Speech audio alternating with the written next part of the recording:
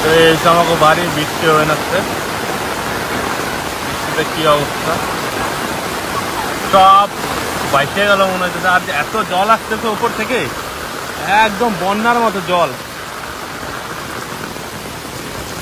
এত জল আসতেছে, বাড়িতে এত জল হয়ে গেছে। আর এই বৃষ্টির ভেতরে কোনো চাপ নাই, আমার মায় বসে বসে যে মোবাইল দেখতেছে। আর এইদিকে এই যে আমার জেডি, বসে রয়েছে যে হেনে। আজকে আবার একটা নতুন ব্লগ নিয়ে চলে এসেছে। কাল বিকেলবেলা থেকে বৃষ্টি হচ্ছে আমাদের এদিকে, আর বৃষ্টির জন্য যে কি অবস্থা তা আপনারা নিজেরাই দেখুন। বৃষ্টি এখনো ক্রমাগত হয়ে যাচ্ছে, আমাদের বাড়ির চারপাশ সব বৃষ্টির জল এত হয়েছে যে সব ভরে গেছে। চলুন আপনাদের একটু দেখাই। কালকে থেকে তো কিছু বোঝা যায় না, তাই না? কাল থেকে তো আমি জানি রাস্তাটা বৃষ্টি হচ্ছে প্রচুর। আমি জানি ঠাকুমার বাথরুম কাজ করলাম, হ্যাঁ, তখন ওই তাল গাছের মানে কাঁঠাল গাছটা পুরো অব্দি আসছিল। আমি জানি অত অব্দি হবে মনে হয়, কিন্তু আমাদের 30 বছর ধরে বিয়ে হলো, 31 বছর পা দিল 12 তারিখে, 13 তারিখে। তো ওই এরকম জল কোনোদিনও দেখিনি, 30 বছরের মধ্যে প্রথম এই বৃষ্টির জল, কোনোদিনও দেখি না।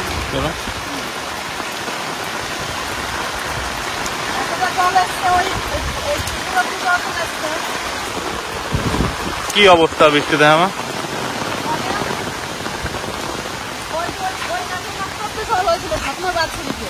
কিন্তু এতটা জল আমি 30 বছরের মধ্যে কোনোদিন দেখি না। আর বাবাদের এই অবধি ধান লাগালে নষ্ট হয়, আমি আজ পর্যন্ত দেখি নাই যে কোনোদিন ধান নষ্ট হয়। এত জল হয়, এই প্রথম দেখলাম এই বৃষ্টির জল এতটা উঠে।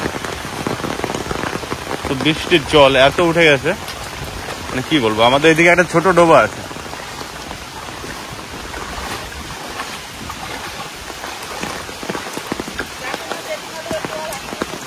আর এদিকে বাড়ির এগুলো সব ভেঙে ভেঙে পড়ে যাচ্ছে, যে এত বৃষ্টি হয়েছে। হ্যাঁ,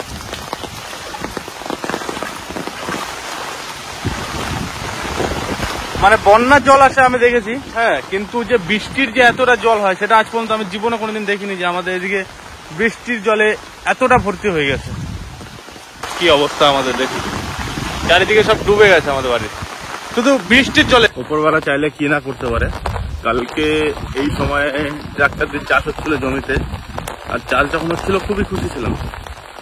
সারা রাত বৃষ্টিতে এমন অবস্থা হয়েছে যে জমিটা চাষ হচ্ছিল, ধান লাগানো হয়েছে আমাদের, তো সারা রাত বৃষ্টি হয়েছে, প্রচুর বৃষ্টি হয়েছে।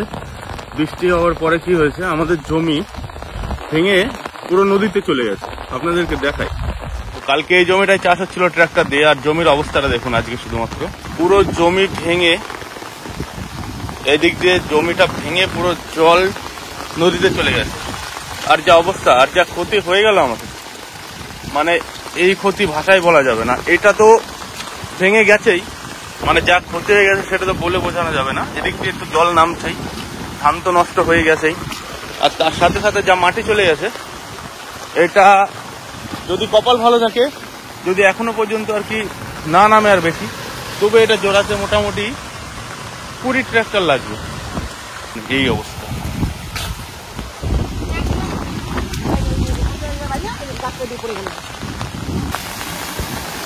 সারা রাত এদিক দিয়ে জল এসছে, কারণ জল এসছে বোঝা যাচ্ছে এদিকে।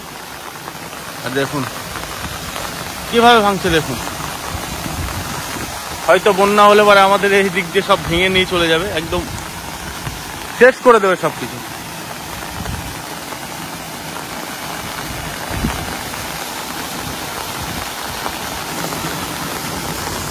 আর সব মাটি যাচ্ছে নদীতে, দেখুন কি স্পিডে জল নামছে এখনো।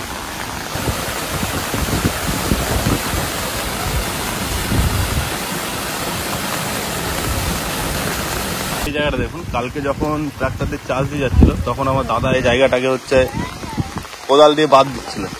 তো এত বৃষ্টি হয়েছে, ওইগুলো সব ভেঙে তো নেমে গেছে, আর উপরে জলের প্রেশার এদিক দিয়ে এসছে। সব জল কি হয়েছে, এইদিকের মাঠের জলগুলো সব এইখানে এসে নেমেছে।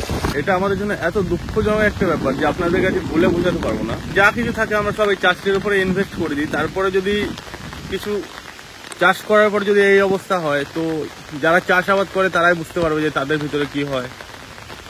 কি বলবো, মানে এটা নিয়ে কিছু বলারই নেই। যা হচ্ছে উপর প্রাকৃতিক ভাবে যেটা হচ্ছে তার তো কোনো উপায় নেই। মানে উপরওয়ালা চাইলে যা কিছু করতে পারে। তো খুবই খারাপ অবস্থা এখন, দেখা যাক আরো কি হয়। গত 24 ঘন্টা থেকে টানা বৃষ্টি হচ্ছে, যার প্রকোপে এই অবস্থা। যদি আরো বৃষ্টি হয় তাহলে হয়তো আরো ক্ষতি হবে। বৃষ্টি যে শুধুমাত্র আমাদের একার সবকিছু নষ্ট করেছে এরকম না। এদিকে এই জমিটা দেখুন, এদিকে সব মাটি নেমেছে, সব এখানে ভেঙে নেমেছে। মানে কি অবস্থা, আরো সামনে আছে। তো এই অবস্থা,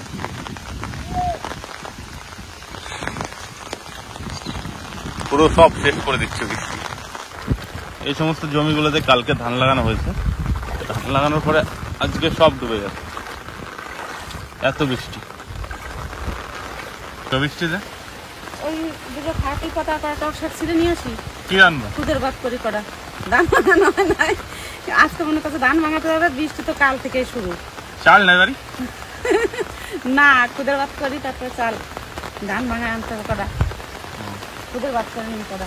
এরপর টক শাক ছিঁড়ি আর রসুন সিদ্ধ আর খাটকুল পাতা বাটা, আলু সিদ্ধ। টক শাকগুলো তো ভালো হয়েছে।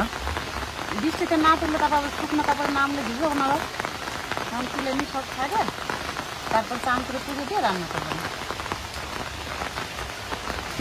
অনেক দানা আছে ঘরে, তোমার বাবা বলছে বুনে দেবো এই আগে, তার ফলগুলো খেতে সুন্দর লাগে।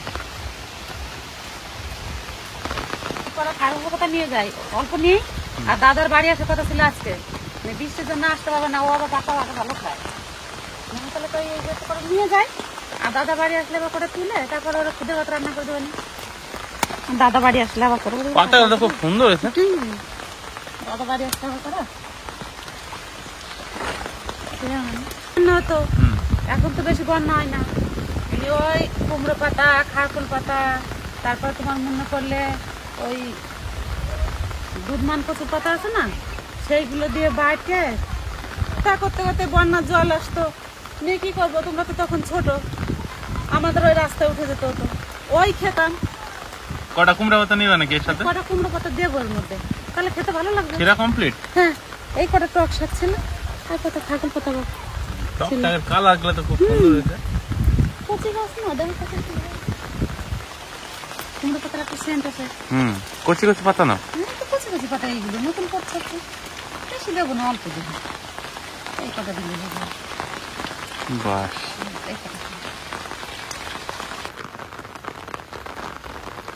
আকাশে যা মেঘ আছে মনে হচ্ছে যে এখনো 2-4 দিন বৃষ্টি হবে।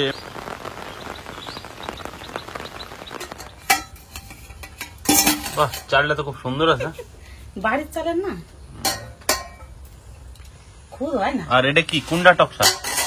এই যে টক শাক, এই যে খারকুল পাতা।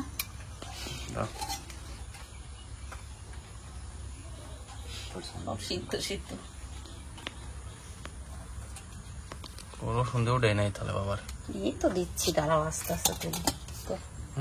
এখন আবার রসুন গেলে একটু শক্ত শক্ত, সিদ্ধ হতে চায় না। এই দেখো রসুন বেড়ে গেছে একটা।